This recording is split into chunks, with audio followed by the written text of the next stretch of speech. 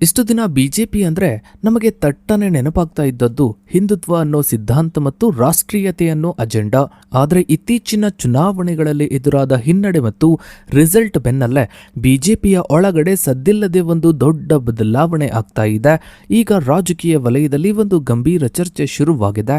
ಅದೇನು ಅಂದ್ರೆ ಬಿಜೆಪಿ ತನ್ನ ಹಳೆಯ ಹಿಂದುತ್ವ ಸಿದ್ಧಾಂತವನ್ನೇ ಸೈಡ್ಲೈನ್ ಮಾಡಿ ಈಗ ಯಾರಿಗೂ ತಿಳಿಯದ ಹಾಗೆ ಜಾತಿ ಆಧಾರದ ಮೇಲೆ ಟಿಕೆಟ್ ಹಂಚಿಕೆ ಮಾಡೋದಕ್ಕೆ ಶುರು ಮಾಡಿದೆ.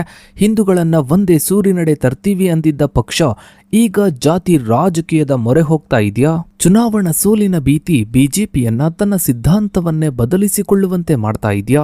ಇದರ ಹಿಂದಿರೋ ಅಸಲಿ ಗೇಮ್ ಪ್ಲಾನ್ ಆದ್ರೂ ಏನು? ಇದರ ಬಗ್ಗೆನೇ ಒಂದು ವಿಶೇಷ ವರದಿ ಇದೆ, ಬನ್ನಿ ನೋಡ್ತಾ ಹೋಗೋಣ.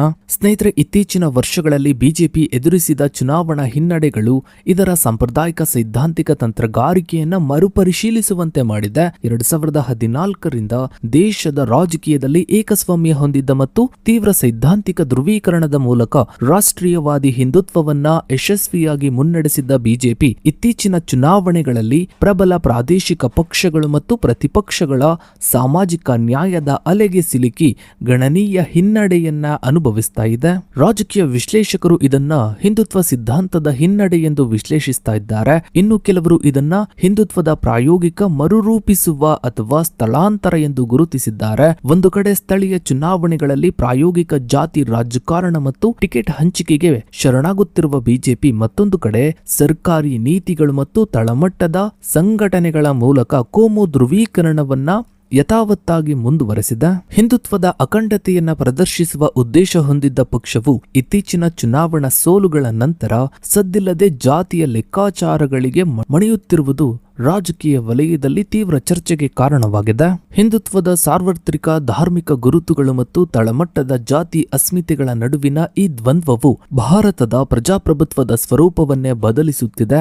ಜಾಗತಿಕ ಮಟ್ಟದ ಪ್ರಜಾಪ್ರಭುತ್ವ ವಿಶ್ಲೇಷಣಾ ಸಂಸ್ಥೆಗಳು ಭಾರತದ ಈ ಆಂತರಿಕ ರಾಜಕೀಯ ಧ್ರುವೀಕರಣ ಮತ್ತು ಪ್ರಜಾಪ್ರಭುತ್ವದ ಹಿನ್ನಡೆಯನ್ನ ಸೂಕ್ಷ್ಮವಾಗಿ ಗಮನಿಸುತ್ತಲೇ ಇವೆ. ಸ್ವೀಡನ್ ಮೂಲದ ವಿಡೆಮ್ ಸಂಸ್ಥೆಯು ಭಾರತವನ್ನು 2017ರಿಂದ ಚುನಾವಣಾ ಸರ್ವಾಧಿಕಾರ ಎಂದು ವರ್ಗೀಕರಿಸಿದ್ದು 2025ರ ಲಿಬರಲ್ ಡೆಮೋಕ್ರಸಿ ಇಂಡೆಕ್ಸ್ ನಲ್ಲಿ ಭಾರತಕ್ಕೆ 105ನೇ ಸ್ಥಾನವನ್ನ ನೀಡಿದೆ. ಹಾಗೆಯೇ ಫ್ರೀಡಂ ಹೌಸ್ ಸಂಸ್ಥೆಯು ಭಾರತದ ಸ್ಥಾನಮಾನವನ್ನು ಮುಕ್ತದಿಂದ ಭಾಗಶಃ ಮುಕ್ತ ಎಂದು ಇಳಿಸಿದೆ. ಈ ಜಾಗತಿಕ ವಿಶ್ಲೇಷಣೆಗಳ ಹಿನ್ನೆಲೆಯಲ್ಲಿ ಚುನಾವಣಾ ಯಶಸ್ವಿಗಾಗಿ ಬಿಜೆಪಿ ನಡೆಸ್ತಾ ಇರುವ ಸೈದ್ಧಾಂತಿಕ ತಂತ್ರಗಾರಿಕೆಗಳು ಕೇವಲ ಸಾಂಪ್ರದಾಯಿಕ ಹಿಂದುತ್ವಕ್ಕೆ ಸೀಮಿತವಾಗಿರದೆ ತೀವ್ರ ಸಾಮಾಜಿಕ ಇಂಜಿನಿಯರಿಂಗ್ ಮತ್ತು ಜಾತಿಯ ಧ್ರುವೀಕರಣದ ಕಡೆಗೆ ವಾಲುತ್ತಿರುವುದು ಸ್ಪಷ್ಟವಾಗುತ್ತದೆ. ಇನ್ನು ಸ್ನೇಹಿತರೆ, 2024ರ ಲೋಕಸಭಾ ಚುನಾವಣೆಯಲ್ಲಿ ಉತ್ತರ ಪ್ರದೇಶದ ಫಲಿತಾಂಶವು ಬಿಜೆಪಿಗೆ ಭಾರಿ ಆಘಾತವನ್ನ ನೀಡಿದ್ವು. ಈ ಹಿಂದೆ ಯೋಗಿ ಆದಿತ್ಯನಾಥ್ ಅವರ ಬುಲ್ಡೋಜರ್ ರಾಜಕೀಯ ಹಾಗೂ ತೀವ್ರ ಧ್ರುವೀಕರಣದ ತಂತ್ರಗಳ ಮೂಲಕ 2019ರ ಚುನಾವಣೆಯಲ್ಲಿ 50% ಮತಗಳಿಸಿದ್ದ ಪಕ್ಷದ ಮತದಾರರ ಬೆಂಬಲ 41ಕ್ಕೆ ಕುಸಿಯಿತು ಮತ್ತು ಸ್ಥಾನಗಳ ಸಂಖ್ಯೆ 62ರಿಂದ 33ಕ್ಕೆ ಇಳಿಯಿತು.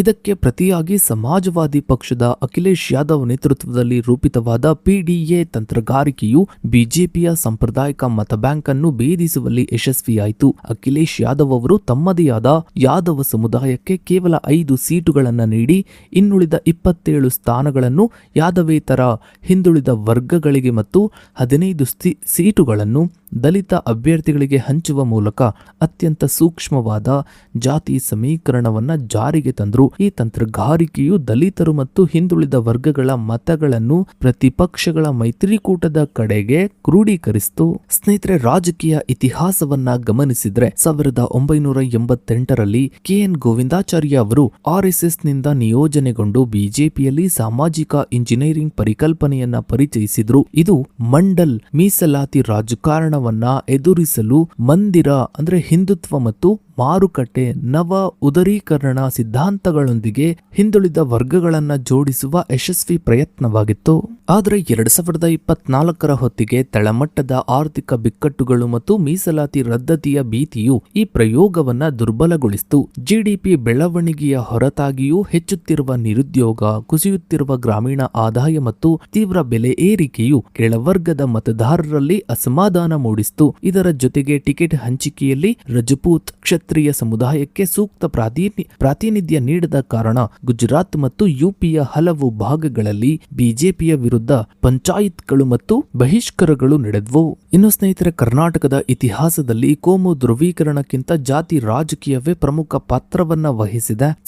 1970ರ ದಶಕದಲ್ಲಿ ಅಂದಿನ ಮುಖ್ಯಮಂತ್ರಿ ದೇವರಾಜ್ ಅರಸು ಅವರು ಲಿಂಗಾಯತ ಮತ್ತು ಒಕ್ಕಲಿಗ ಸಮುದಾಯಗಳ ರಾಜಕೀಯ ಪ್ರಾಬಲ್ಯವನ್ನ ಮುರಿಯಲು ಹಿಂದುಳಿದ ವರ್ಗಗಳು, ದಲಿತರು ಮತ್ತು ಅಲ್ಪಸಂಖ್ಯಾತರನ್ನ ಸಂಘಟಿಸಿದ್ರು. ಇದು ಹಿಂದಿನ ಅಹಿಂದ ರಾಜಕೀಯಕ್ಕೆ ಭದ್ರ ಬುನಾದಿಯನ್ನ ಹಾಕಿಕೊಡ್ತು.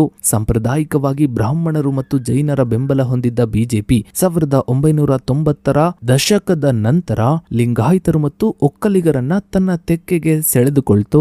ಆದರೆ ಕರ್ನಾಟಕದಲ್ಲಿ ಬಿಜೆಪಿಯ ಅಸ್ತಿತ್ವವು ಕೇವಲ ಹಿಂದುತ್ವದ ಆಧಾರದ ಮೇಲೆ ನಿಲ್ಲಲು ಸಾಧ್ಯವಾಗಲಿಲ್ಲ. 2012ರ ರಾಜಕೀಯ ಬಿಕ್ಕಟ್ಟಿನ ಸಮಯದಲ್ಲಿ ಪಕ್ಷದೊಳಗಿನ ಜಾತಿಯ ಭಿನ್ನಾಭಿಪ್ರಾಯಗಳನ್ನು ಶಮನಗೊಳಿಸಲು ಬಿಜೆಪಿಯು ದೇಶದಲ್ಲೇ ಮೊದಲ ಬಾರಿಗೆ 2 ಉಪಮುಖ್ಯಮಂತ್ರಿಗಳನ್ನ ಒಳಗೊಂಡ ಲಿಂಗಾಯತ ಕುರುಬ ಗೌಡ ಮೈತ್ರಿ ಸರ್ಕಾರವನ್ನ ರಚಿಸಬೇಕಾಯಿತು. ಅದೇ ರೀತಿ 2017 ಮತ್ತು 2018ರ ನಂಜನಗೂಡು ಮತ್ತು ಗುಂಡ್ಲುಪೇಟೆ ಉಪಚುನಾವಣೆಗಳಲ್ಲಿ ಬಿಜೆಪಿ ರೂಪಿಸಲು ಯತ್ನಿಸಿದ್ದ ಲಿಂಗಾಯತ ದಲಿತ ಹೊಸ ಜಾತಿ ಸಮೀಕರಣವು ಸಂಪೂರ್ಣವಾಗಿ ವಿಫಲವಾಯಿತು. ಹಿರಿಯ ದಲಿತ ನಾಯಕ ವಿ ಶ್ರೀನಿವಾಸ ಪ್ರಸಾದ್ ಅವರನ್ನು ಬಳಸಿಕೊಂಡು ದಲಿತ ಮತಗಳನ್ನ ಸೆಳೆಯಲು ಯತ್ನಿಸಿದ್ದ ಬಿಜೆಪಿಯ ತಂತ್ರಗಾರಿಕೆಗಳನ್ನ ಕಾಂಗ್ರೆಸ್ನ ಒಬಿಸಿ ದಲಿತ ಮೈತ್ರಿಯು ಯಶಸ್ವಿಯಾಗಿ ಧೂಳೀಪಟ ಮಾಡಿತು. 2023ರ ವಿಧಾನಸಭಾ ಚುನಾವಣೆಗೆ ಕೆಲವೇ ತಿಂಗಳುಗಳ ಮುಂಚೆ ಬೊಮ್ಮಾಯಿ ನೇತೃತ್ವದ ಬಿಜೆಪಿ ಸರ್ಕಾರವು ಮುಸ್ಲಿಮರ 4% ಒಬಿಸಿ ಮೀಸಲಾತಿಯನ್ನ ರದ್ದುಪಡಿಸಿ ಅದನ್ನ ಲಿಂಗಾಯತ ಮತ್ತು ಒಕ್ಕಲಿಗರಿಗೆ ಹಂಚುವ ಹಾಗೂ ಪರಿಶಿಷ್ಟ ಜಾತಿಗಳ ಆಂತರಿಕ ಮೀಸಲಾತಿಯನ್ನ ಮರುಹಂಚಿಕೆ ಮಾಡುವ ಗಂಭೀರ ಪ್ರಯೋಗಕ್ಕೆ ಕೈ ಹಾಕ್ತು. ಆದರೆ ಈ ತಂತ್ರವು ಸಂಪೂರ್ಣವಾಗಿ ತಿರುಗುಬಾಣವಾಯಿತು. ಲಿಂಗಾಯತ ಸಮುದಾಯದ ಪ್ರಭಾವಿ ನಾಯಕ ಬಿಎಸ್ ಯಡಿಯೂರಪ್ಪ ಅವರನ್ನ ಮುಖ್ಯಮಂತ್ರಿ ಸ್ಥಾನದಿಂದ ಕೆಳಗಿಳಿಸಿದ್ದು ಹಾಗೂ ಜಗದೀಶ್ ಶೆಟ್ಟರ್ ಮತ್ತು ಲಕ್ಷ್ಮಣ್ ಸವದಿಯವರಂತಹ ಹಿರಿಯ ಲಿಂಗಾಯತ ನಾಯಕರಿಗೆ ಟಿಕೆಟ್ ನಿರಾಕರಿಸಿದ್ದು ಲಿಂಗಾಯತ ಸಮುದಾಯದಲ್ಲಿ ಆಕ್ರೋಶವನ್ನೇ ಮೂಡಿಸಿತು. ಪರಿಣಾಮವಾಗಿ ಲಿಂಗಾಯತ ಮತಗಳು ಕಾಂಗ್ರೆಸ್ ಕಡೆಗೆ ಸರಿದ್ವು ಮತ್ತು ಕಾಂಗ್ರೆಸ್ ದಾಖಲೆಯ 135 ಸ್ಥಾನಗಳನ್ನ ಗೆದ್ದುಕೊಳ್ತು. ಇನ್ನು 2024ರ ಲೋಕಸಭೆ ಚುನಾವಣೆಯಲ್ಲಿ ಈ ನಷ್ಟವನ್ನ ಸರಿದೂಗಿಸಲು ಬಿಜೆಪಿ ಮತ್ತು ಜೆಡಿಎಸ್ ಮೈತ್ರಿಯನ್ನ ಮಾಡಿಕೊಂಡವು. ಇದನ್ನ ರಾಜಕೀಯ ವಿಶ್ಲೇಷಕರು ಪ್ರಬಲ ಜಾತಿಗಳ ಬಂಡಾಯ ಎಂದು ಕರೆದಿದ್ದಾರೆ. ಬ್ರಾಹ್ಮಣರು ಮತ್ತು ಒಕ್ಕಲಿಗರನ್ನ ಒಳಗೊಂಡ ಈ ಮೈತ್ರಿಯು ಲೋಕಸಭೆಯಲ್ಲಿ ಎನ್ಡಿಎಗೆ 19 ಸ್ಥಾನಗಳನ್ನ ಗೆಲ್ಲಲು ನೆರವಾಯಿತು. ಇದು ಹಿಂದುತ್ವಕ್ಕಿಂತ ಜಾತಿಯ ಹಿತಾಸಕ್ತಿಗಳ ರಕ್ಷಣೆಗೆ ಹೆಚ್ಚಿನ ಆದ್ಯತೆಯನ್ನ ನೀಡಿತು. ಇನ್ನು ಸ್ನೇಹಿತರೆ, ಈಗ ರಾಜ್ಯ ರಾಜಕೀಯದಲ್ಲಿ ಅದರಲ್ಲೂ ಬಿಜೆಪಿಯಲ್ಲಿ ಕೇಳಿ ಬರ್ತಾ ಇರುವ ಹೊಸ ವಿಚಾರ ಏನು ಅಂದ್ರೆ, ಲಿಂಗಾಯತ ಸಮುದಾಯದ ಪ್ರಭಾವವನ್ನ ಕಡಿಮೆ ಮಾಡಿ ಲಿಂಗಾಯತ ನಾಯಕರನ್ನ ಬಿಜೆಪಿಯಲ್ಲೇ ಸೈಡ್ಲೈನ್ ಮಾಡಿ ಬ್ರಾಹ್ಮಣ ನಾಯಕತ್ವವನ್ನ ಅಧಿಕಾರಕ್ಕೆ ತರೋದಕ್ಕೆ ಬಿಎಲ್ ಸಂತೋಷ್ ಹಾಗೂ ಆರ್ಎಸ್ಎಸ್ ಒಳತಂತ್ರವನ್ನ ರೂಪಿಸ್ತಾ ಇದೆ ಅನ್ನೋ ಬಗ್ಗೆ ತುಂಬಾ ದೊಡ್ಡ ಮಟ್ಟದಲ್ಲಿ ಚರ್ಚೆಗಳು ನಡೀತಾ ಇವೆ. ಸೊ ಇದಾಗಿತ್ತು ಸ್ನೇಹಿತರೆ ಇವತ್ತಿನ ಈ ಒಂದು ವಿಡಿಯೋದ ಬಗ್ಗೆ ನಿಮ್ಮ ಅನಿಸಿಕೆ ಅಭಿಪ್ರಾಯಗಳನ್ನ ತಪ್ಪದೆ ಕಮೆಂಟ್ ಸೆಕ್ಷನ್ ಅಲ್ಲಿ ಕಮೆಂಟ್ ಮಾಡಿ. ಹಾಗೆ ವಿಡಿಯೋಗೊಂದು ಲೈಕ್ ಮಾಡ್ತಾ ವಿಡಿಯೋನ ಆದಷ್ಟು ಎಲ್ಲ ಕಡೆ ಶೇರ್ ಮಾಡಿ. ನೀವಿನ್ನು ನಮ್ಮ ಚಾನಲ್ಗೆ ಸಬ್ಸ್ಕ್ರೈಬ್ ಆಗಿಲ್ಲ ಅಂದ್ರೆ ಕೆಳಗಡೆ ಕಾಣ್ತಾ ಇರೋ ಸಬ್ಸ್ಕ್ರೈಬ್ ಅನ್ನ ಕ್ಲಿಕ್ ಮಾಡಿ. ಹಾಗೆ ಪಕ್ಕದಲ್ಲಿ ಕಾಣೋ ಬೆಲ್ ಐಕಾನ್ ಕೂಡ ಕ್ಲಿಕ್ ಮಾಡಿ. Thanks for